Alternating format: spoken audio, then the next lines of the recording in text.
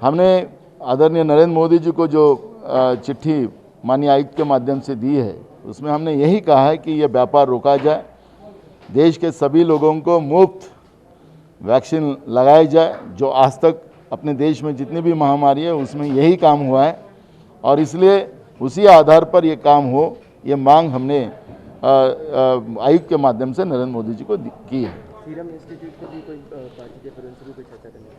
Serum institute को भी हमारी विनती यही है कि इस देश के इस महामारी में उनका भी योगदान होना चाहिए, उन्हें भी उनके रेट कम करना चाहिए, ये भी हमने उनको मांग की है। ये जो आप कह रहे हैं कि हर बार जब भी ऐसा महामारी आई थी उस टाइम पे वैक्सीन जो फ्री दी गई थी, ब्रिटिशर्स के टाइम पे जो एग्जाम्पल, हर 100 साल बाद ऐसी इस तरह के महामारी के सामने अपने देश को जाना पड़ा। 1920 में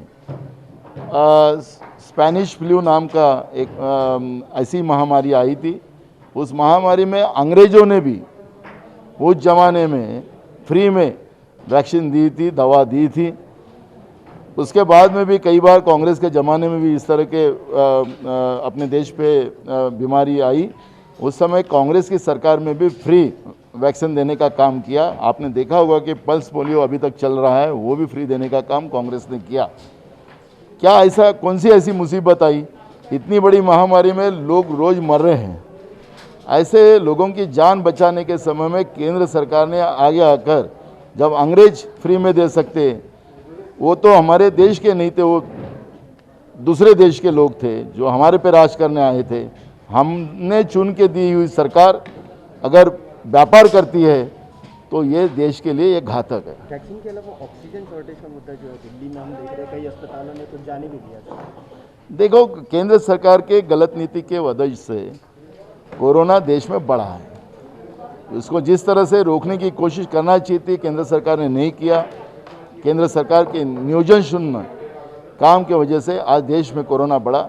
जो संसाधन अपने पास है वो संसाधन पॉपुलेशन के आधार पे कम पड़ रहा है। जैसे ऑक्सीजन हो, रेमडेसिविर इंजेक्शन हो, ये तो अप्रैल तक, यानी अप्रैल के पहले हफ्ते तक तो ये हम लोग एक्सपोर्ट कर रहे थे, यानी केंद्र सरकार एक्सपोर्ट कर रहा था। ऑक्सीजन कर रहे थे, रेमडेसिविर कर रहे थे, वैक्सीन तो पाकिस्तान को मुफ्त दी जा रही थी जो अपने देश को आज वो पैसे से देना चाहते हैं। तो ये सब एक्सपोर्ट कर रहे थे। क्या देश के राज्यकर्ताओं को ये खबर नहीं थी कि इस कोरोना के वजह से देश में जान मान का नुकसान होगा, देश की तबाही होगी? लेकिन देश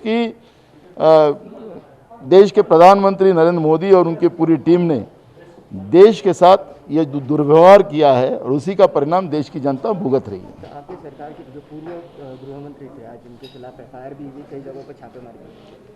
देखो, आज जो इशू है हमारे सामने, वैक्सीन का है, ऑक्सीजन का है, रेमडेसिविर का है, लोगों की जान बचाने का है, ये सब मुद्दों को डाइवर्ट करने के लिए राज्य के भूतपूर्व गृह मंत्री, उनके ऊपर सीबीआई की जांच लगाकर उनके ऊपर एफआईआर दर्ज करवाया, उनके ऊपर अटक करवाया।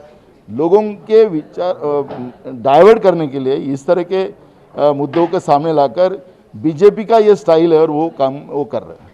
केंद्र सरकार कर रही है, बस वो बीजेपी मीन्स केंद्र सरकार।